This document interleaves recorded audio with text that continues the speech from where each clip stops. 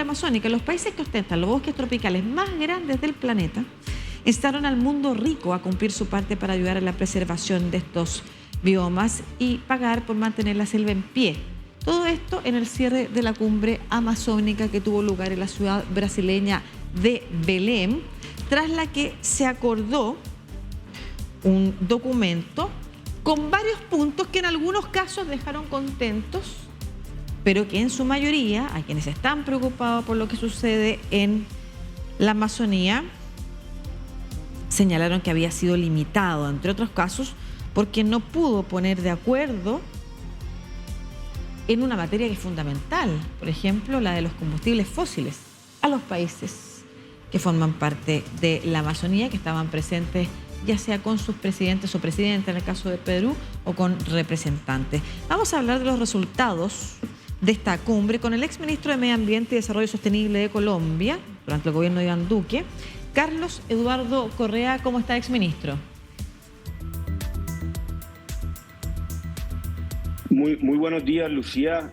Muy bien, un saludo muy especial a ti, a todo el equipo y por supuesto a todas las personas que nos escuchan el día de hoy. Muy bien, gracias. Muchas gracias. Lo escuchan desde toda Latinoamérica, también desde Colombia. Ministro, ¿cuál es su opinión primero de los resultados de la cumbre? A rasgos generales.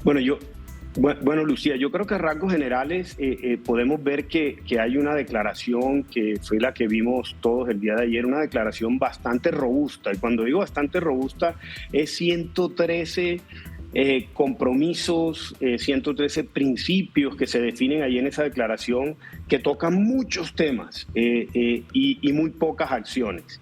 Y aquí lo que estamos buscando a nivel global hoy es el llamado a la acción, precisamente a tener compromisos claros, metas claras, medibles, con líneas de tiempo, y lo que podemos ver en la declaración, y así como la gran mayoría de medios y la opinión lo ha registrado, son muchos compromisos sin acciones y objetivos claros. Eso es importante, entonces, una declaración robusta en términos de cantidad de números de artículos que incluye, pero poco robusta entonces en términos de las acciones a las que se comprometen los países. Partamos primero por algunos aspectos positivos que usted quisiera destacar, si es que los hay, respecto de los acuerdos sostenidos en ese documento.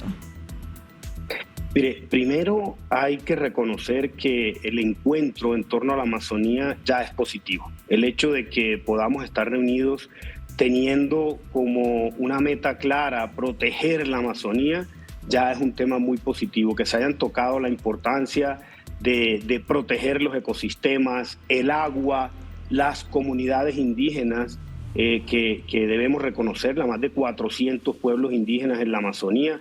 Colombia no es diferente a eso. Ya es positivo también que se busque la reducción y la erradicación de la pobreza en estas zonas, es un mensaje muy positivo.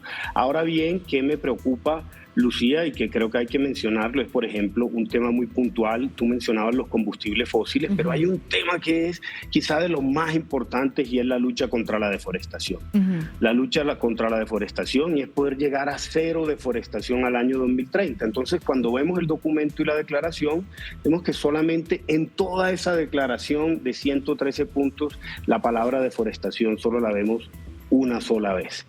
Y creo que de ahí se derivan muchas cosas. Cada país tiene una causa diferente de deforestación, pero el problema es el mismo en toda la Amazonía. Entonces, ahí tenemos que hacer mayor énfasis y tenemos que tener una meta común clara al año 2030, que definitivamente tiene que ser cero deforestación. Y a su juicio, ¿por qué cree que no fue posible ponerse de acuerdo? ¿Cuáles son los intereses que podrían estar impidiendo un acuerdo respecto de compromisos en deforestación? Más allá que, como usted señala, cada país tenga su propio problema o la deforestación se produzca por distintas razones y por lo tanto aborde de manera distinta, pero ¿por qué no es imposible llegar a un acuerdo en ese punto? Has dicho algo muy importante. Las causas de la deforestación en los diferentes países son diferentes. Ahí tenemos acaparamiento de tierras, tenemos narcotráfico, cultivos ilícitos, minería ilegal, expansión de la frontera agrícola, mal uso de esa frontera agrícola de manera ilegal, por supuesto. Y cada país tiene unas causas diferentes pero las consecuencias son las mismas. Las consecuencias es que estamos afectando un ecosistema que genera el 20% del oxígeno del planeta, el 10% de la biodiversidad en plantas, en especies animales.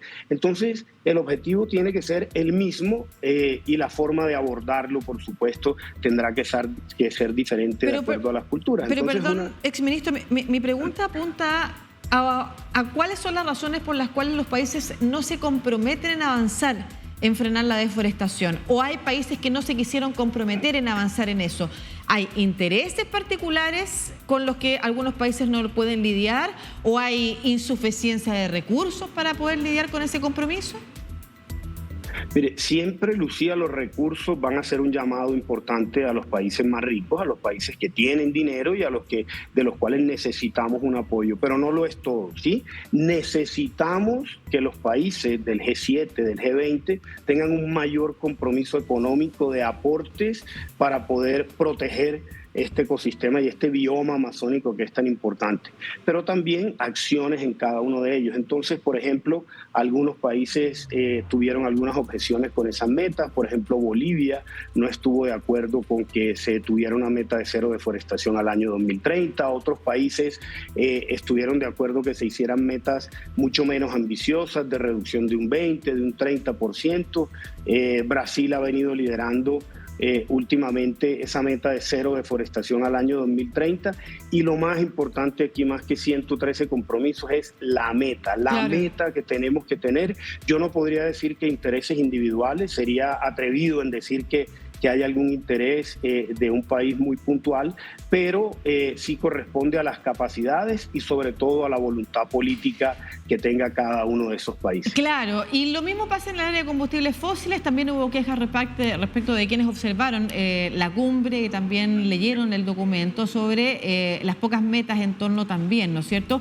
O el poco combate que aparece en términos de voluntad política en el documento, se trasluce en el documento en contra del uso de combustibles fósiles. Se lo pregunto, y le pregunto en algunos casos por los intereses también, o quizás por las características de los mandatarios o los representantes de los países o los gobiernos actuales, porque hemos visto también en otras cumbres, como por ejemplo el negacionismo del cambio climático, ¿no es cierto? El negacionismo de la ciencia en torno al calentamiento global ha impedido que se avance en liderazgos mundiales y al contrario, se ha hecho retroceder, por ejemplo, o se intentó retroceder en el Acuerdo de París en Estados Unidos cuando estaba Donald Trump. Lo mismo pasaba con Bolsonaro en Brasil. Hoy esa es una realidad que se puede ver en algunos de los países, por ejemplo, que formaron parte de la cumbre, que impidió poder avanzar en metas más claras en esta materia de deforestación o en la materia de combustibles fósiles.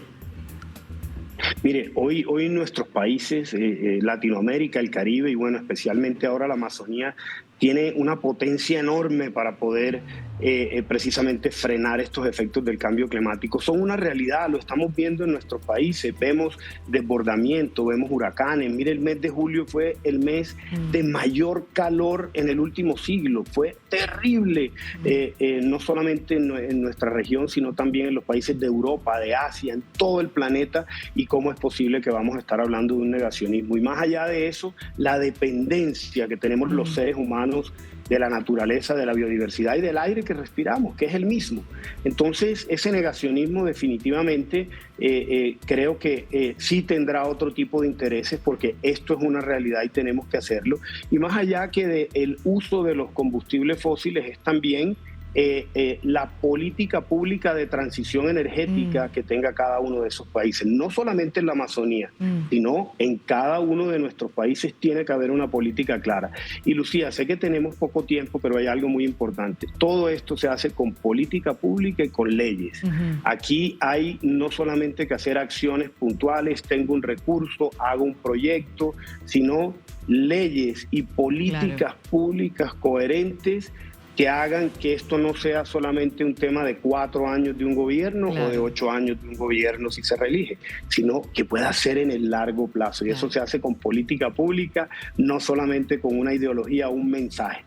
Y a las cumbres hay que llegar listos para hacer los anuncios. Uno no llega a las cumbres a socializar 10 o 20 o 110 puntos. Estos son temas que se vienen trabajando y que uno llega no a improvisar, sino a tener metas claras. Bueno, esperemos entonces que, como usted señala, que al menos la noticia de que se haya realizado la cumbre y que se hayan encontrado los países sea un inicio quizás para próximos encuentros ya, como usted señala, con compromisos y metas mucho más claras y más ambiciosas dada la urgencia que tiene también el planeta por frenar el cambio climático, y en ese contexto la Amazonía como una selva tropical y el pulmón, ¿no es cierto?, global, fundamental, pero además no solamente también por el globo, sino que por todo lo que pasa en Sudamérica, que va a ser uno de los lugares más afectados, se está haciendo por el cambio climático, los efectos que estamos viendo. Muchas gracias. Así es, Lucía.